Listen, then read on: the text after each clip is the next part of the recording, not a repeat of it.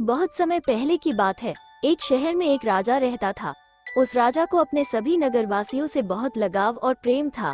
वो सबकी मदद करने के लिए तत्पर रहता।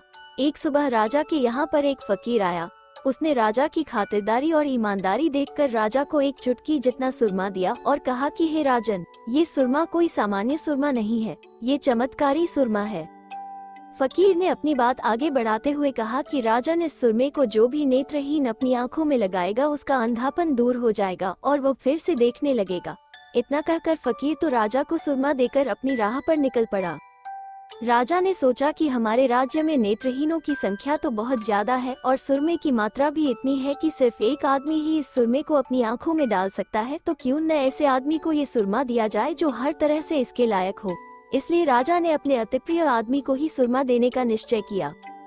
राजा को तभी अपने ईमानदार और प्रामाणिक वृद्ध मंत्री का ख्याल आया। उस मंत्री ने पूरी उम्र ईमानदारी और निष्ठा से राज्य की सेवा की थी, पर दोनों आंखों में तेज चले जाने से मंत्री को राजकार्य में से विदा लेनी पड़ी। अभी तक राजा को उस मंत्री की कमी महसूस हो रही थी। राजा ने सोचा कि यदि मंत्री की रोशनी वापस आ जाए तो फिर से राज्य को मंत्री की सही और अनुभव भरी सेवा मिल सकती है। इसलिए राजा ने तनिक भी विचार किए बिना ही मंत्री को बुलाया और उनके हाथ में सुरमे की डिब्बी देकर कहा कि ये सुरमा आप अपनी दोनों आंखों में लगा दो। ये चमत्कारी सुरमा है, इसको आंखों में लगाने से आपकी दृष्टि वापस आ जाएगी, पर यह सुरमा इतना ही है कि इसे सिर्फ 2 आंखों में ही लगा सकते हैं। मंत्री ने अपनी एक आंख में सुरमा डाला और उस आंख की रोशनी वापस लौट आई। उसके बाद बाकी बचे सुरमे को मंत्री ने अपनी जीभ पर रख दिया। सब लोगों ने सोचा कि मंत्री पागल हो गया है और राजा ने भी उससे कहा कि मंत्री जी, यह आपने क्या किया, अब आप एक आंख से नहीं देख सकोगे और सभी प्रजाजन आपको काना कहकर बुलाएंगे। मंत्री ने राजा को प्यार से अपनी वाणी से समझाया कि हे राजन, आप तनिक भी चिंता न करें, मैं बिल्कुल भी काना नहीं रहूंगा। मेरी दोनों आंखों की रोशनी वापस आ जाएगी। इससे ज्यादा मैं सभी नेत्रहीनों को भी रोशनी दे सकूंगा।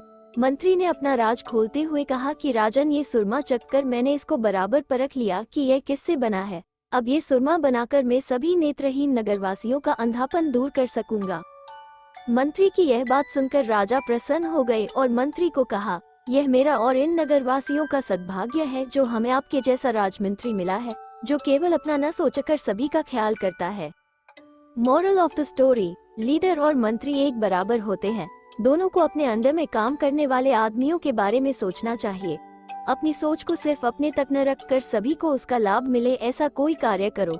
जो अपने अनुभव और अपनी सोच को सही काम में लगाता है, सही मायने में वही लीडर कहलाने के लायक है। अपने अनुभव को सही जगह पर इस्तेमाल करना सीख गए तो सफलता बहुत जल्द आपके कदम चूमेगी।